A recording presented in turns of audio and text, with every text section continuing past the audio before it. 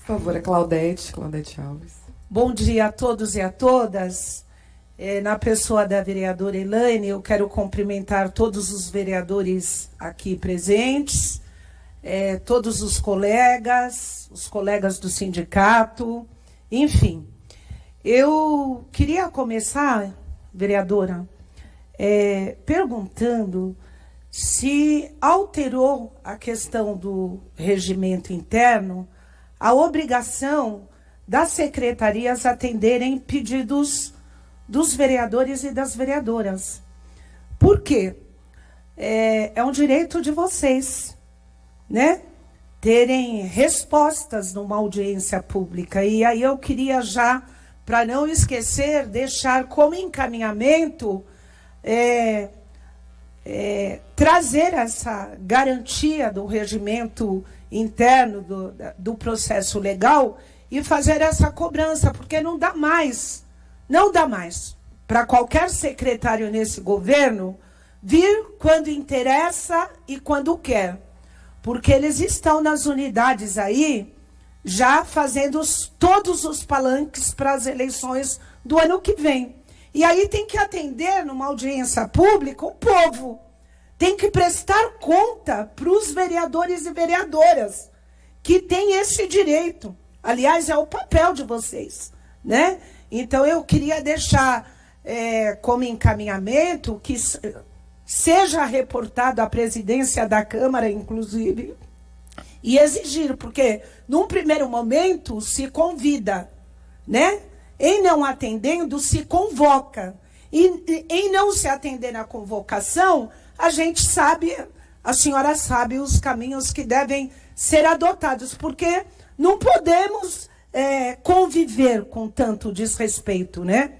Bom, eu quero dizer que eu me sinto contemplada na fala dos colegas que me antecederam, principalmente a fala da Laura e da professora Michele, e aí eu não vou repetir, mas eu quero trazer aqui, dividir com essa Câmara e com a senhora, algumas coisas que estão implícitas nessa intencionalidade de melhorar a questão da educação na cidade de São Paulo.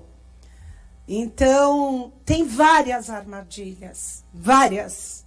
Uma delas é a descaracterização de um programa educacional inaugurado na época do governo do Partido dos Trabalhadores, que foi o CEL, que num primeiro momento não contava com uma compreensão global, mas que virou referência nacional, referência internacional, do ponto de vista de se garantir uma educação inclusiva.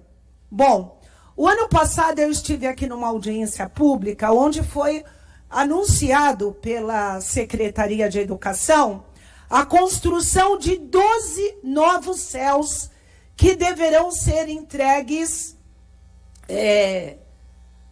até o final do ano que vem. Vereadora, aliás, eu quero aqui reiterar meus cumprimentos pelo excelente mandato, que me representa totalmente como os demais, mas eu quero enfatizar em sendo a senhora uma mulher negra e me contempla muito a sua atuação aqui na Câmara.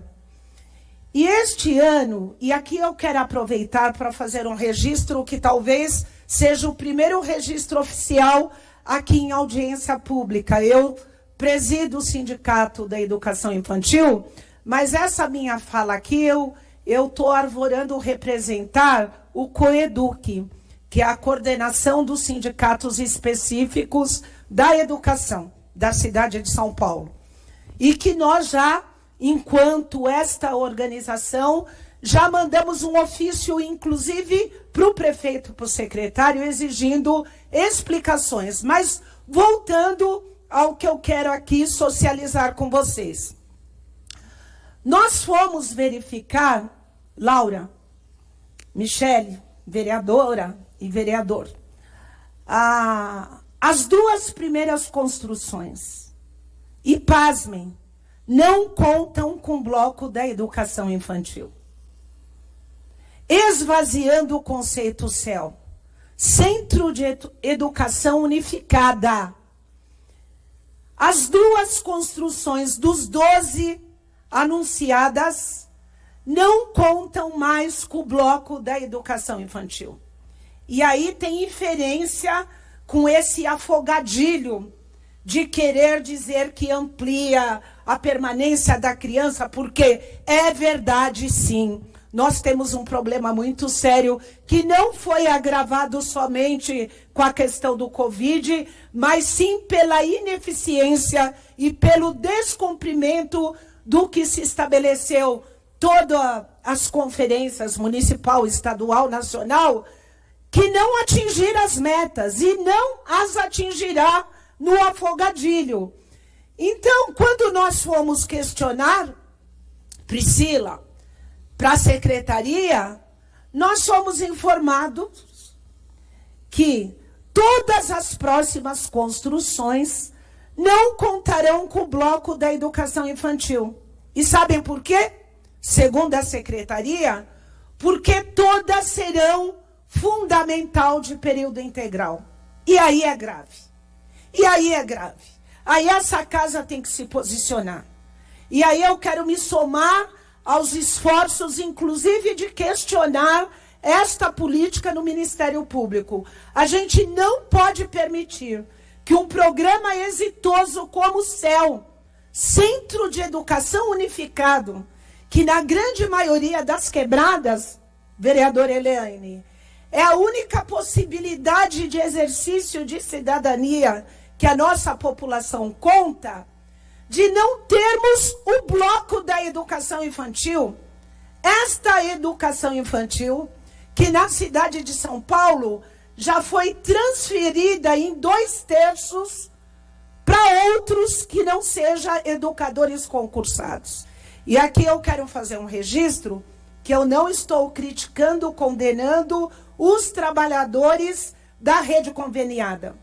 São educadores, não é que todo professor é igual, mas são educadores com condições legais diferenciadas e que precisam ser respeitados. Eu estou discutindo a transferência excessiva de um atendimento que deveria ser complementar para atender deficiências da rede direta e virou política principal. E por que eu estou trazendo isso e enfatizando? Porque tem a ver com toda esta movimentação da ampliação da jornada da criança no programa aí, o SPI. E aí, olha para vocês verem o quanto é grave. Então, eu não...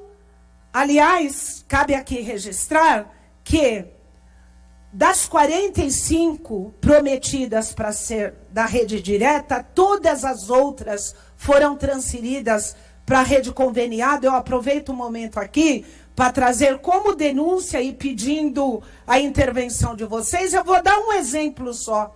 A EMEI Cocaia.